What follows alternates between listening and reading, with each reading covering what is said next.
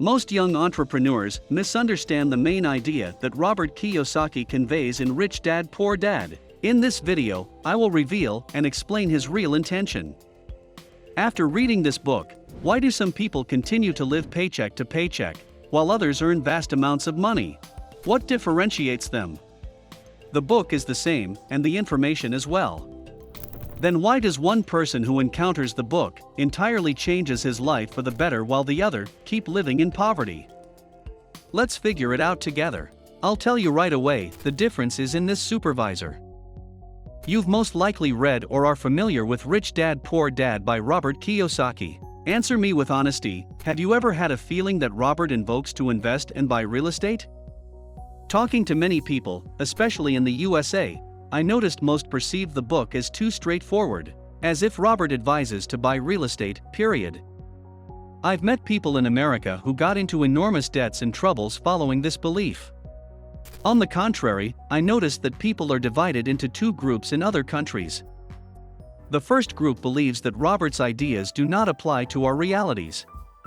The other is convinced the book invokes making money only at real estate. That's a myth, and it's a mistake. The main idea of Robert's message is to acquire assets. Kiyosaki said, "The rich buy assets while the poor buy liabilities they think are assets." Is real estate the single type of asset that you can profit through? No, real estate is a liability that doesn't make money, but takes it away for most people. People perceive the book as too straightforward and believe that Robert invokes investing in real estate, but in reality, Kiyosaki refers to assets.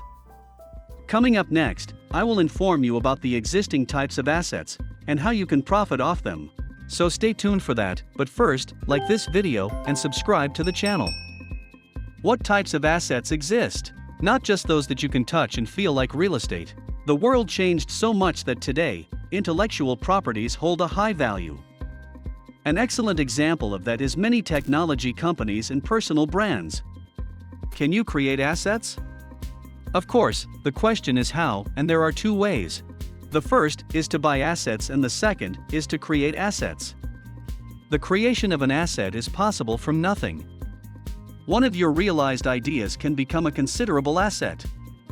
For example, your asset can be your client's reputation, personal brand, and the company brand. For instance, the Coca-Cola brand is more expensive than all the physical assets it owns. Just imagine, its name is worth more than the whole manufacture and premises that it owns. Assets can also be technologies, processes, a circle of acquaintances, intellectual properties like copyright, and trust that you build upon communication with others.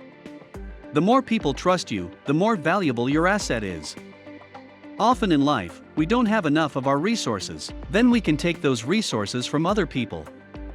For example, we can use other people's money, other people's resources, connections, and clients. Remember these four elements that will help you further: money, resources, connections, and other people's clients. To achieve financial freedom faster, you will have to use these elements regardless. To reach a new level of income, you have to act differently. Because what brought you to the point where you are today won't get you where you want to be tomorrow. Look at your current income level. If you earn $1,500, it represents your skills, habits, and the value you bring to the market.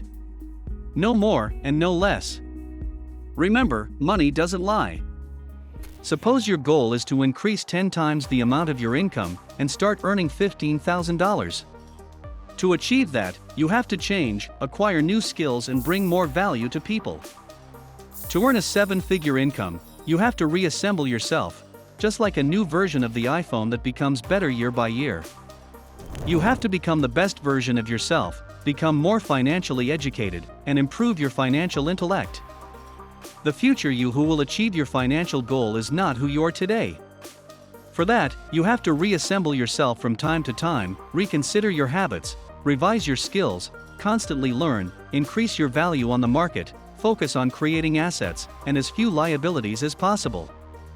If you enjoyed or learned something new, watch the following video to get closer to the best version of yourself by improving your financial education.